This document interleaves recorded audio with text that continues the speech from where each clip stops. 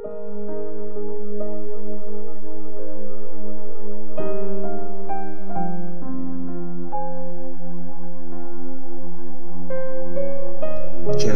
chapter 33. Pumalik sa Jerusalem ang kasaganahan.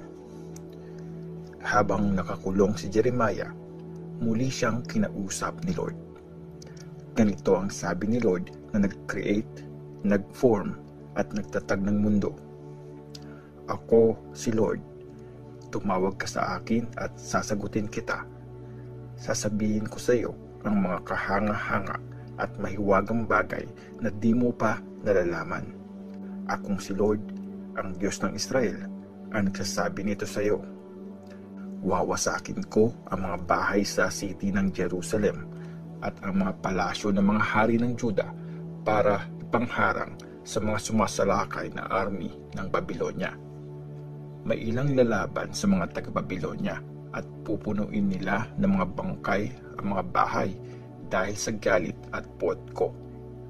Tinalikuran ko na ang city na ito dahil sa kasamaan nila. Pero papagalingin ko at bibigyan ng mabuting kalusugan ang city at ang mamamayan nito. Ipaparanas ko sa kanila ang kasaganahan at kapayapaan. Ibabalik ko sa Juda at sa Israel ang mga kayamanan nila. Itatatag ko silang muli gaya ng dati. Lilinisin ko sila sa lahat ng pagkakasala nila laban sa akin at papatawarin ko lahat ng pagrerebelde nila laban sa akin. Ang Jerusalem ang magdadala sa akin ng saya, papuri at parangal sa harap ng lahat ng mga bansa pag nabalitaan nila ang lahat ng blessings na binigay ko sa city na ito. Kikilabutan din sa takot ang mga bansa dahil sa lahat ng mabubuting bagay at kasaganahan na binibigay ko sa bayan ko. Ito pa ang sabi ni Lord. Sinasabi niyo na parang desert na ang lugar na ito. Wasak na at walang nakatirang tao o hayop. Wala na ring naninirahan sa mga cities ng Juda at walang tao sa mga kalye ng Jerusalem. Pero maririnig ulit doon ang pagsasaya at celebration, ang boses ng mga kinakasal at tinig ng mga kumakanta habang nagdadala ng mga handog pasasalamat sa aking temple. At kakantahin nila, pasalamatan natin si Lord na makapangyarihan sa lahat dahil sa kabutihan niya at mananatili ang pagmamahal niya forever. Ibabalik ko ang kayamanan ng lupain gaya ng dati. Akong si Lord ang nagsasabing ito. Sinabi din ni Lord na makapangyarihan sa lahat. Muling babalik ang mga shepherds sa wasak na lupaing ito na walang naninirahang tao o hayop. Payapang magsisikain ang mga tupa nila sa mga lugar na ito. Sa mga bayan, sa lupaing maburol, sa mga cities ng Shephelah at ng Negeb, sa lupain ng Benjamin, at sa palibot ng Jerusalem at ng Juda. Magkakaroon ulit ang mga shepherds ng maraming tupa at isa-isa itong pipilangin. Akong si Lord ang nagsasabi nito. Sabi ni Lord, darating ang panahon na tutuparin ko ang aking pinangako sa Israel at Juda. Sa panahong yon, ipapadala ko ang matuwid na sanga na nagmumula sa lahi ni David at ipapatupad niya ang katarungan at katuwiran sa lupain. Sa mga panahong yon, maliligtas ang Juda at mapayapang mamumuhay ang Jerusalem. Makikilala ang city sa pangalang ito. Si Lord ang katarungan natin. Palaging magmumula sa angkan ni David ang uupo bilang hari sa Israel. At mula sa lahi ni Levi, forever nang may priest na mag-offer sa harapan ko ng mga handog na susunugin, mga handog na butil at iba pang mga handog. Sinabi ni Lord kay Jeremiah, may kasunduan ako sa araw at gabi na darating sila sa tamang oras at never nang mababali ang kasunduang ito. Ganon din naman, gumawa ako ng kasunduan sa servant kong si David na laging may maghahari mula sa mga descendants niya. At para sa mga Levites, laging may mga priest na magagaling sa lahi ni Levi. Kung paanong di mabilang ang mga stars sa langit at ang mga buhangin sa dagat, ganun ko rin paparamihin ang mga manggagaling sa angkan ni David na servant ko at ang mga paring Levites na nagsiserve sa akin.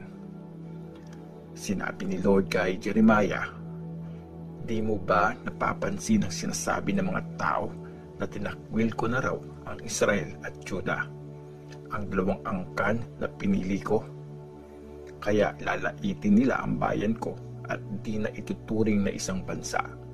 Pero sinasabi ko naman, kung paano gumawa ako ng kasunduan sa araw at gabi at naglagay ng kaayusan sa langit at lupa, mananatili rin ang aking pangako sa lahi ni Jacob at sa servant kong si David.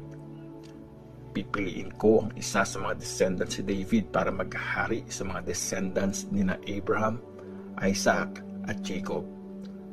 Maaawa ako sa kanila at ibabalik ko ang mga kayamanan nila."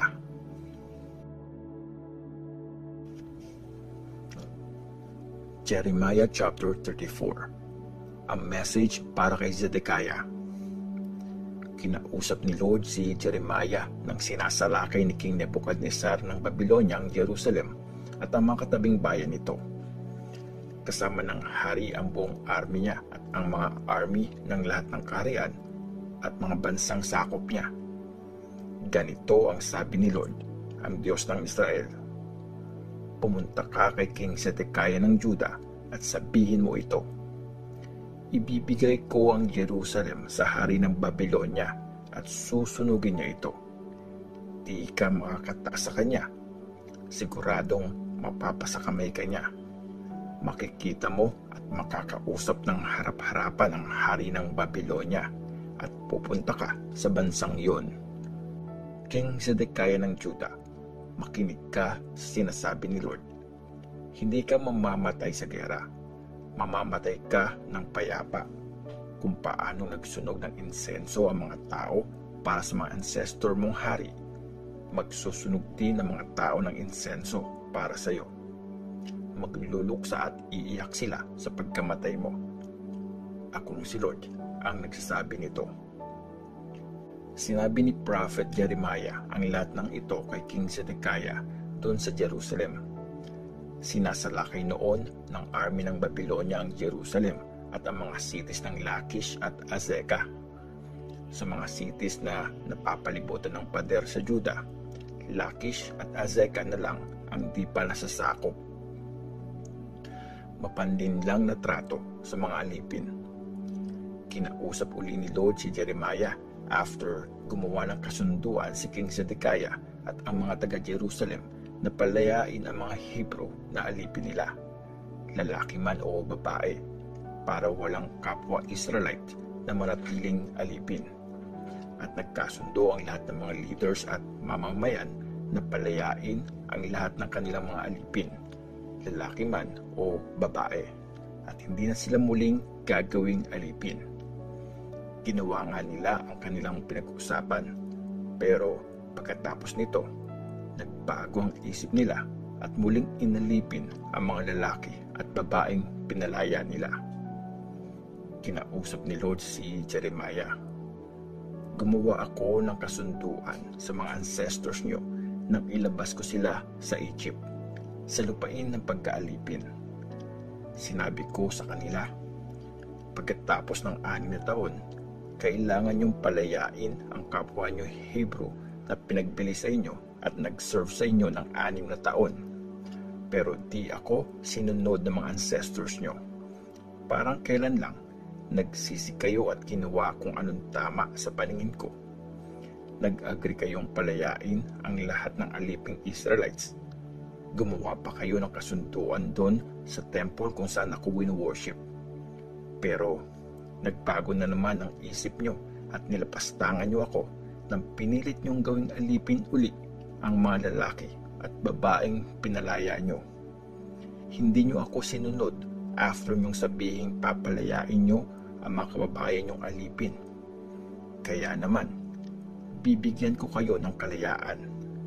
Ang kalayaan na mamatay sa giyera, sa salot at sa gutom. Matatakot ang lahat ng bansa dahil sa gagawin ko sa inyo.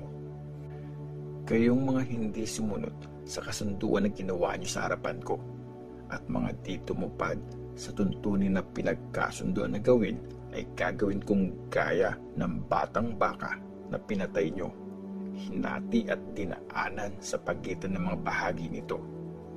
Ang mga leaders ng Juda, ang mga leaders ng Jerusalem, ang mga eunuchs, ang mga pari, at ang lahat ng taong bayan na lumakad sa pagitan ng hinating batang baka. Ibibigay ko sila sa kamay ng mga kalaban nila at sa mga gustong pumatay sa kanila. Magiging pagkain ng mga ibon at ng mababangis na hayop ang mga bangkay nila. Ibibigay ko si King Zedekiah ng Juda at ang mga officials niya sa mga kalabang gustong pumatay sa kanila. Ibibigay ko rin sila sa army ng Babylonia na tumigil na sa pagsalakay sa inyo. Uutusan ko ang army ng Babylonia na bumalik sa city na ito. Sasalakayin, sasakupin at susunugin nila ito. Gagawin kong parang desert ang mga cities ng Juda at wala nang maninirahan doon. Akong si Lord ang nagsasabi nito.